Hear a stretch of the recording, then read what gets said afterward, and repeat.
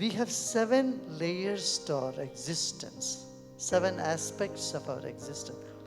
First is our body, second, our breath, third is our mind. It's the mind which through the ear experience the sound and sight, through the eyes, the sight, through all the 5 senses. It's the mind which experiences the world outside. My words are falling in your ears, your mind is elsewhere, then you won't hear what I'm saying. That function of our consciousness in which we perceive, we call mind. And then there is another aspect of consciousness, that is the intellect, which agrees or disagrees. You say yes or you say no. So that aspect of a consciousness is intellect, the 4th one. Then we have memory. Now if I ask you, what did you have for breakfast on 31st of May? Would you be able to tell me? Say, why 31st of May? Last week what we had, I don't remember. So what do we remember? That which is essential. You remember when you got married. You remember your birthday. You remember your spouse's birthday. You must, otherwise you will be in trouble. You better remember the birthday of your spouse. So we remember certain things, we don't remember certain other things.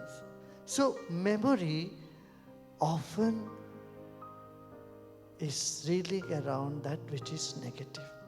If you observe the nature of our mind, it usually clings on to the negative.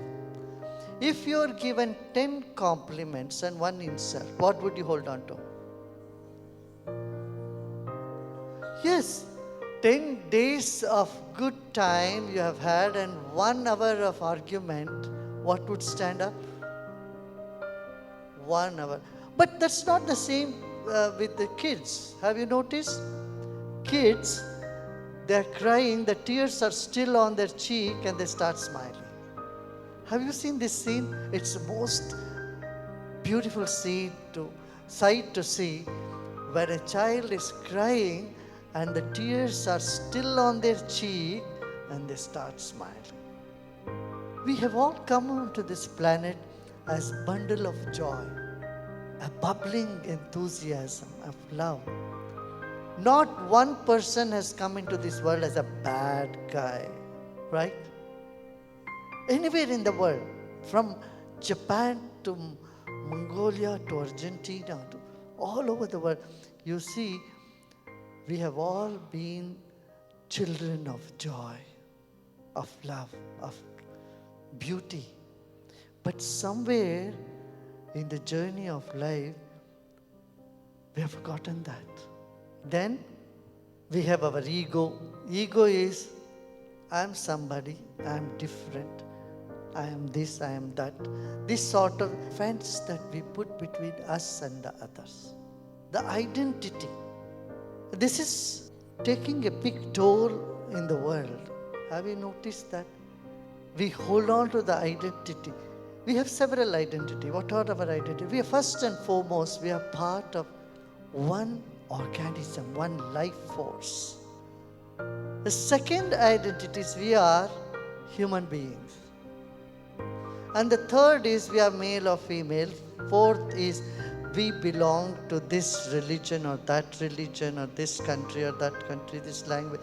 All other identities are there. When we forget the basic identity, we are all human beings, are part of one universal spirit.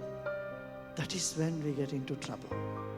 One who is not mine or belongs to me, I keep a distance from them and I feel threatened by them.